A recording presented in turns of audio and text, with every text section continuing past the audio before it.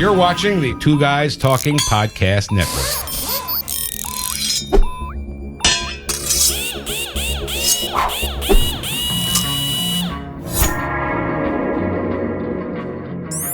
There are values included in the concept of living your podcast, whether you shoot out your podcast live or perhaps, I don't know, introduce your guest live. Yeah, that's a great idea. You should introduce your guests live.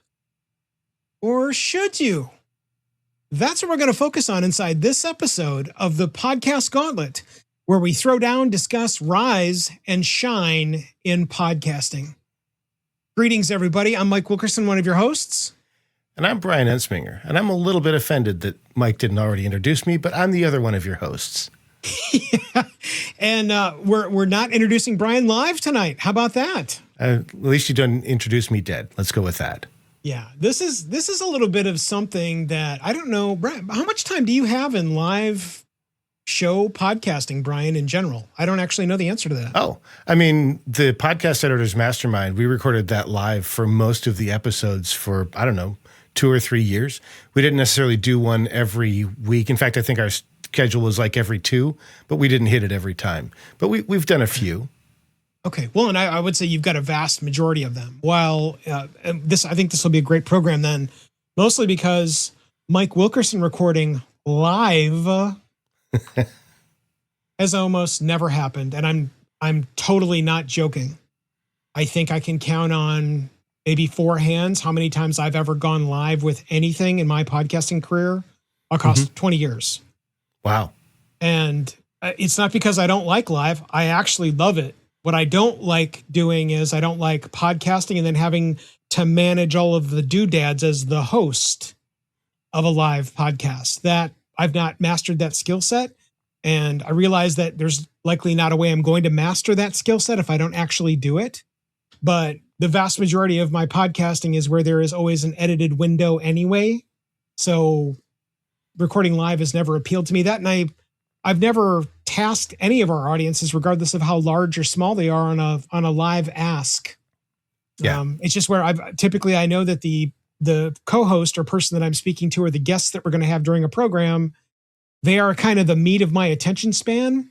And one of the things I really dislike about live, we'll get to more of those later, is where the hosts actually pay more attention to the people in the chat than they actually do the people that are on as guests. And I still to this day don't care for that, where in the middle of a sentence where you're getting an answer from a guest, they'll interrupt and go, hey, chat, what do you think of, wait a second. So you're interrupting the guest that you invited here to speak to ask the people that are your audience what they think about in the middle of his question. I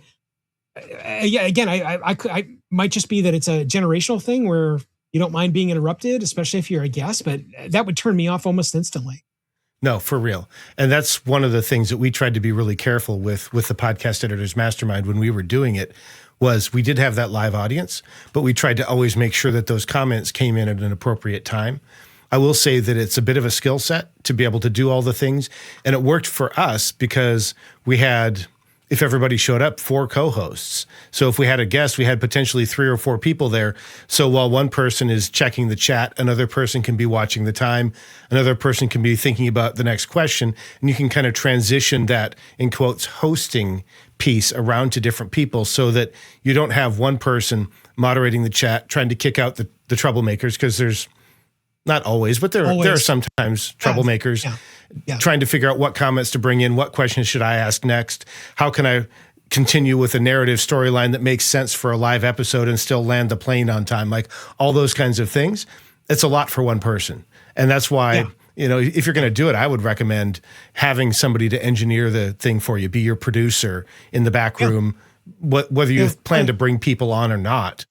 Yeah, I mean, you've really hit it square on the head for that, in that typically when there is 2 guys talking content of almost any kind, it's me and one other person that is either not in the room or it's a guest that I have invited into the room that knows nothing about anything that we're doing. They've just come on for a conversation. Mm-hmm. And so there just isn't anybody else for lack of a better term. And what I do like inside of it, we've kind of gotten off a little bit off track of what the main meat of the episode was, but it's engaging anyway. The gist is that I have enjoyed finding people that can not only marshal most of this all on their own or with a little bit of help, but then also plan portions of their episodes so that it includes, okay, and so let's go and see what the chat thinks. And it's some sort of sequestered, segued into section of the program where now you can talk about the questions that have been submitted. I dig all of that. I love it when you can bring it up on the bottom like you guys did inside of the mastermind, where then the person that's asking the question gets a little bit of accolade and time as the centerpiece. I dig all of that, marshaling any of that, and then being able to look like a host that I know what I'm doing and talking about. It's a skill set I've not yet mastered and don't plan to, because I'm not that juggler.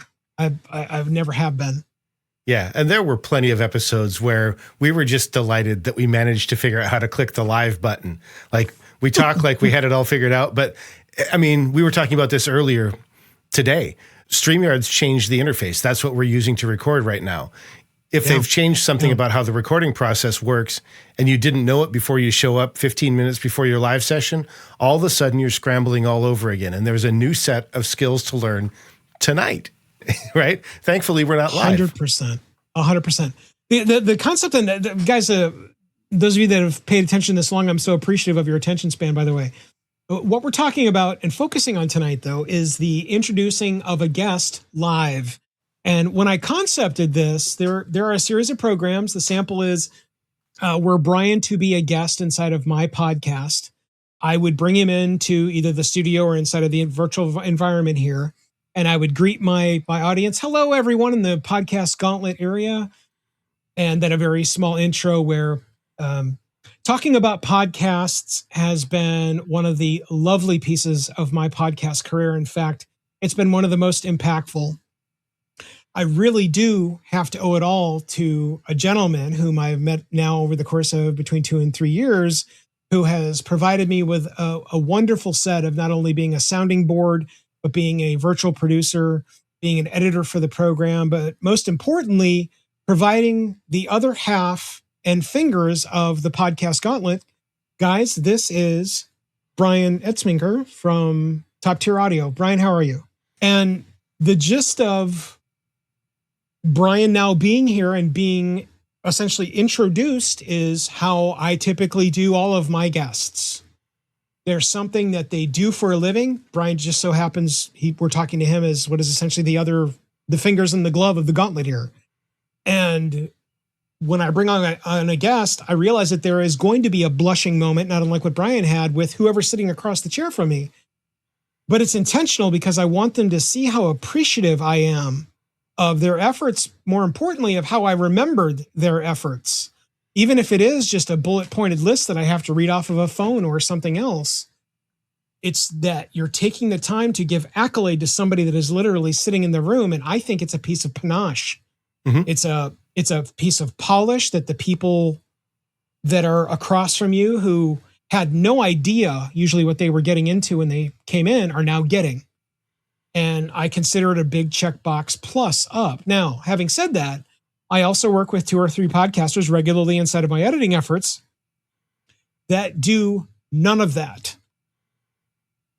What they'll do is they'll do what is essentially a boxed in front end, where they'll talk about, let's say it was Brian again.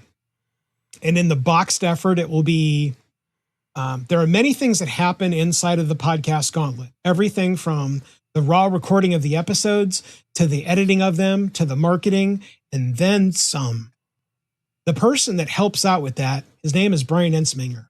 Brian Entzminger is a blah, blah, blah man from the Nashville, Tennessee area who has X amount of years inside of podcasting in general, has a series of years inside of broadcasting in general. He's had 15 different podcast efforts that he has been a part of over the course of X years. And he considers himself one of the most important parts of the Podcast Gauntlet. This is Brian Entzminger. And that would be all said. Brian would never hear it until the episode arrives into the podcast verse. And then we start the interview with, Brian, welcome to the Podcast Gauntlet. and now Brian and I have a conversation. Mm-hmm. I'm not a fan of that, because all of what you've just given to the audience is not given to the person that you're talking about in front of them.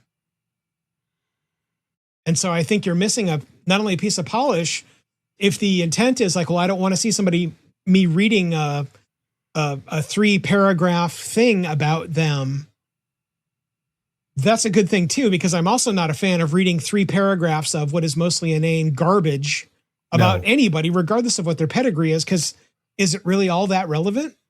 I really don't think so. I think there's 4 or 5 different items that really will hallmark somebody's presence on your program, and you should be able to get at least snapshot memory pieces of those to jog your memory.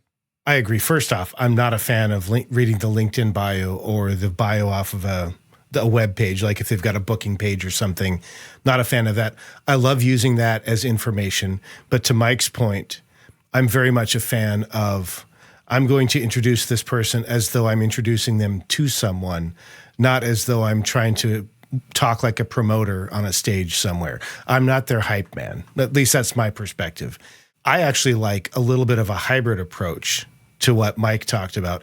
I like, and this is one of the things I did with the Engaging Missions show toward the end, is I would do that, I'll call it a live introduction while I'm recording with the guest. So I would run through the introduction, then I would have a little bit of a pause, and I would welcome them to the show. What that allowed me to do was, if I wanted to, I could then use that as the introduction, or I could create a secondary introduction later, depending on how the episode flowed, because then maybe one of the things I like to do is give people a preview of what they're going to get. And before the interview, I know what we're planning to talk about, but I don't know what any of the insights that they're going to drop during the episode are going to be. And so I can't create those open loops before the episode starts. So I really like that kind of approach, because it gives flexibility for that boxed introduction that Mike talked about, because it doesn't have to be formulaic. It doesn't have to sound contrived, and it can fit someplace else. And I'd also like to mention, this is one of the things that I've found in one of the shows that I'm editing right now. It's a show that's for radio, and I'm doing the radio edit, and they have a multi-minute introduction where the host will say something about the guest, and then they'll have a clip and about the guest and a clip and about a guest and then a clip. And during this whole time, they're introducing the guest using clips that are important, but maybe not included in the final episode. Some of them are. And then they get to the introduction where they're explaining who this person is. And then they go right into the welcome from the interview. So there's this process of culling some of these key pieces and crafting it into something. And I really like how that works. That's not something that I did for my show, because frankly, I didn't have the capability to do that. I didn't know how to think like that. But having something like that really works. What I really hate the most, though, is if I have that canned hype man introduction, and then there's a short break, and then I hear another introduction of the guest that was recorded live. To me, that's just lazy. Just pick one. That's my perspective. I love your perspectives. The other thing that your most recent sample gives you is a complete break in tone, usually. Oh, yeah. Again, the sample is where you can detect that there is somebody essentially reading a bio that was ripped and or provided because you asked for one. And then when they stop reading and now the conversation completely changes color, especially in the audio realm, if not video, because usually you never were on video recording the intro. Right. Again, it's a completely different complexion of the conversation. And so it literally is a break in the conversation. Something that I've learned, especially doing the Podcast Gauntlet, because actually, this is another good tell. Before the Podcast Gauntlet, there would have been a time where I would have needed to sit down and write at least a paragraph to give the flavor of whatever it is I wanted to start talking about. I've always had that ability to whip that out, but I usually wrote it down. And so I could conjure out of the blue, but I would write it down, and then I would run through the conjured written down on the front end of our episodes. I've got thousands of episodes across a variety of podcasts now that showcase the samples of that. But what I've really learned to do, especially with the case of the Podcast Gauntlet, especially with the case of Podcast Gauntlet, because we're trying to work in some snark.